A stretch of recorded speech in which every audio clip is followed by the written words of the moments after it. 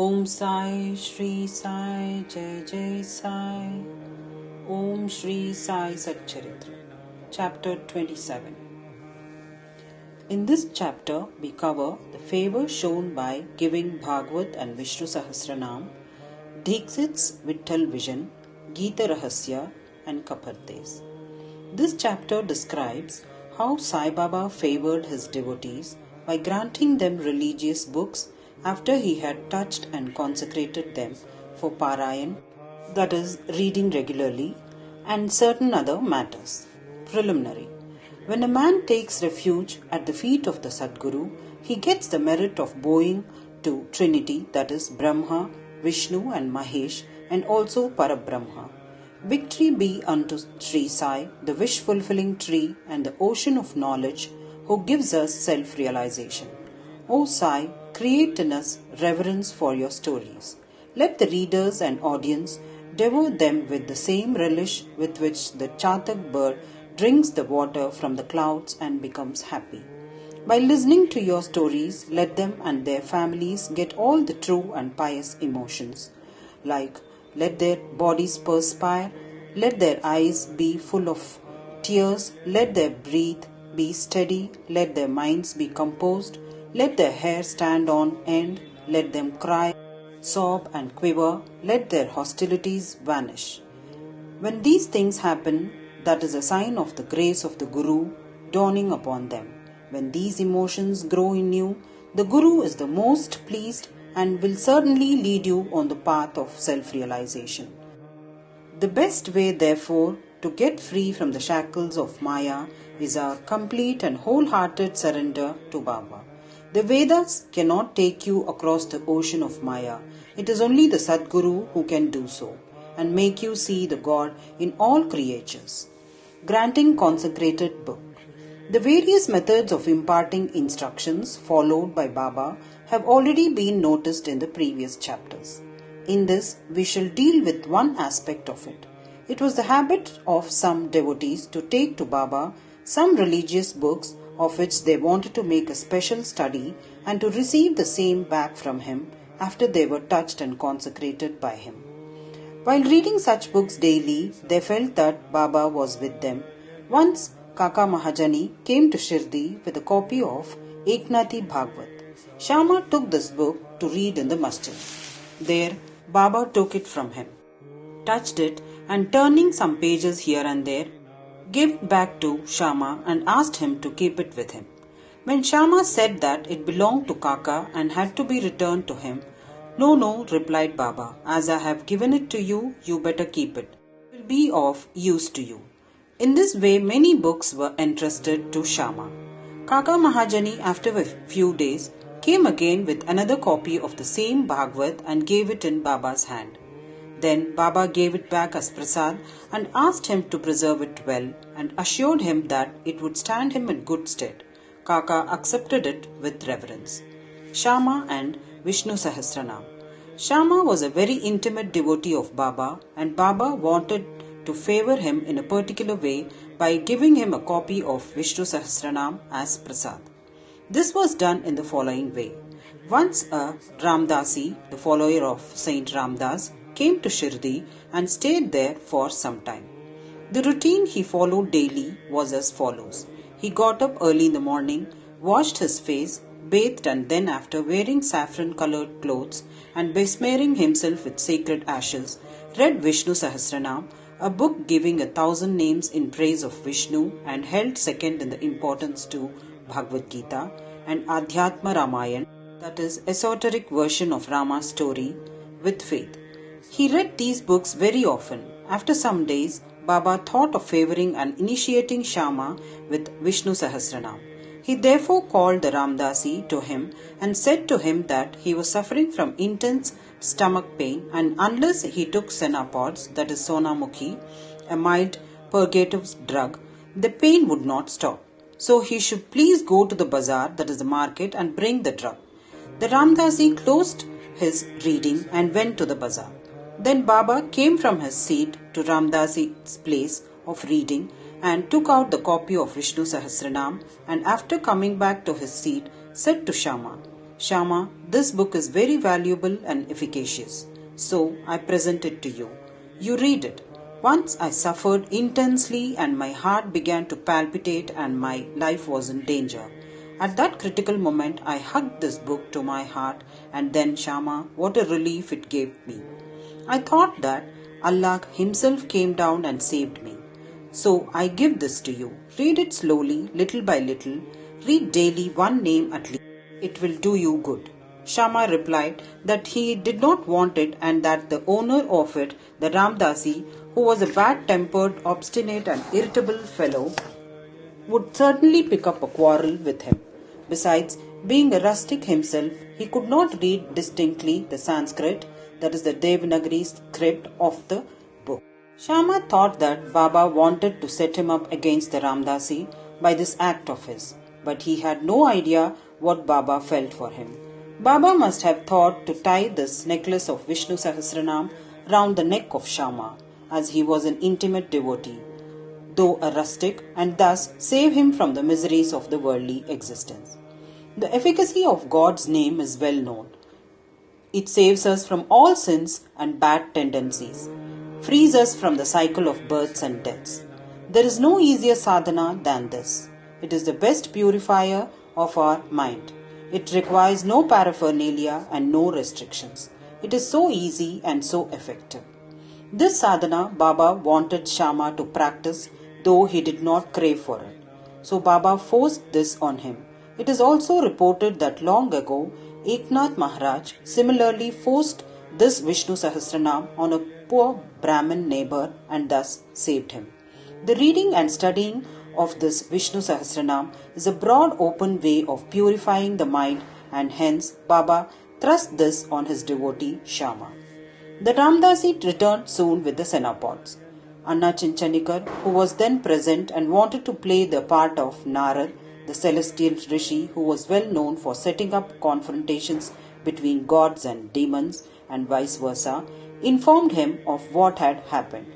The Ramdasi at once flared up. He came down at once on Shama with full fury. He said that it was Shama who set Baba to send him away under the pretext of stomachache for bringing the medicine, and thus took away the book. He began to scold and abuse Shama and remarked that if the book was not returned, he would dash his head. Shama calmly remonstrated with him, but in vain. Then Baba spoke kindly to him as follows. O Ramdasi, what is the matter with you? Why are you so turbulent? Is not Shama our boy? Why do you scold him unnecessarily? How is it that you are so quarrelsome? Can you not speak soft and tender words? You read these sacred books daily and still your mind is agitated and your passions uncontrolled. What sort of a Ramdasi are you? You ought to be indifferent to all things. Is it not strange that you should possess this book so strongly? A true Ramdasi should have no mamata or attachment, but have samata or equality towards all. You are now quarrelling with Shama for a mere book. Go take your seat. Books can be had in plenty with money, but not men. Think well and be considerate. What worth is your book? Shama had no concern with it. I took it up myself and gave it to him. You know it by heart. I thought Shama might read it and benefit thereby, and so I gave it to him. How sweet were these words of Baba, soft, tender and nectar-like. Their effect was wonderful. The Ramdasi calmed down and said to Shama that he would take Pancharatni Gita in return. Shama was much pleased and said, Why one? I shall give 10 copies in return. So the matter was ultimately settled. The question for consideration is, why should the Ramdasi press for Pancharatni Gita, a book for which he never cared to know, and why should he, who daily read religious books in the masjid in front of Baba, quarrel with Shama before him? We do not know how to apportion the blame and whom to blame. We only say that had this incident not happened, the importance of the subject, the efficacy of God's name and the significance of Vishnu Sahasranam would not have been brought home to Shama. So we see that Baba's method of teaching and initiating was unique. In this case, Shama did gradually study the book and mastered its content to such an extent that he was able to explain it to Professor G.G. Narke, M.A. of the College of Engineering, Pune, the son-in-law of Sriman Bhuti and a devotee of Baba. Vittal Vision. One day, while Kaka Sahib Dixit was in meditation, after his morning bath in his Vada at Shirdi, he saw a vision of Vittal. When he went to see Baba afterwards, Baba asked him, "Did Vittal Patil come? Did you not see him? He is very elusive. Hold him fast, otherwise he will give you the slip and run away." Then at noon, a certain hawker came there with 20 or 25 pictures of Vittal Pandharpur for sale. Mr. Dixit was surprised to see that the form of Vittal he saw in his meditation exactly tallied with that in the picture, and he was also reminded of Baba's words. He therefore bought one picture most willingly and kept in his shrine for worship. Gita Rahasya. Baba always loved those who studied Brahma Vidya, that is metaphysics, and encouraged them. To give an instance, once Bapu Sahib Jog received a post parcel. It contained a copy of Gita Rahasya by Lokmanya Tilak. Taking it under his armpit, he came to the masjid and prostrated before Baba when the parcel fell at Baba's feet. Baba inquired what it was. It was opened then and there, and the book was placed in Baba's hand.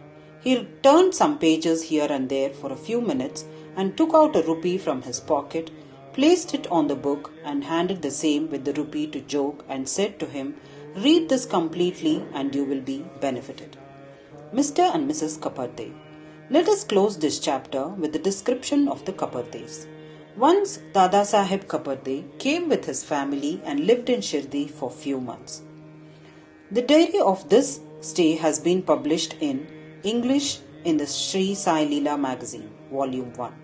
Dada Sahib was not an ordinary man. He was the affluent and the most famous advocate of Amravati and was a member of the Council of State, Delhi.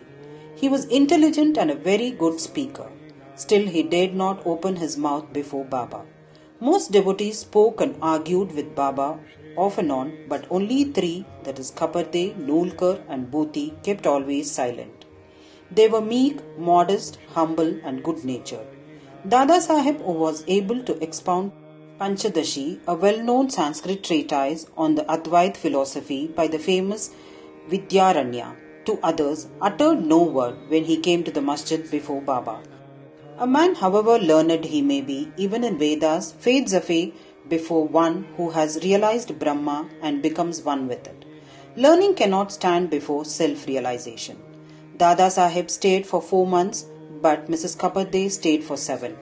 Both were highly pleased with their Shirdi stay. Mrs. Kaparde was faithful and devout and loved Baba deeply.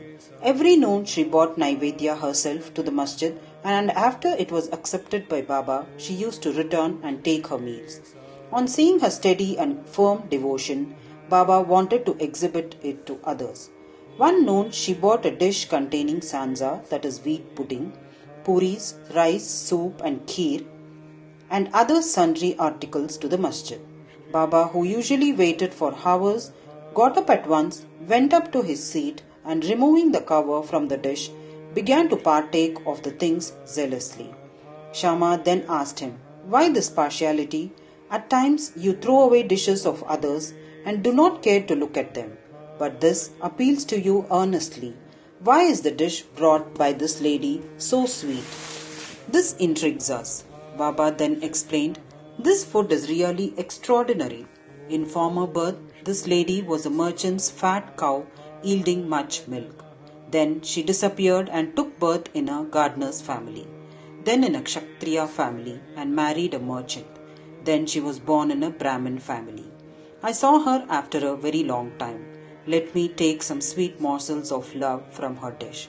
After saying this, Baba did full justice to her dish, washed his mouth and hands, belched out as he was fully satisfied, and resumed his seat. Then she bowed down and began to shampoo Baba's legs, and he began to talk with her and knead her arms, which were shampooing his legs. On seeing this reciprocal service, Shama began to joke and said, "It is going on well. It is a wonderful sight to see God and his Bhakta serving each other." After being pleased with her sincere service, Baba asked her in a low and fascinating tone to chant Raja Ram, then and always, and said, "If you do this, your life's object will be achieved, your mind will attain peace, and you will be immensely benefited."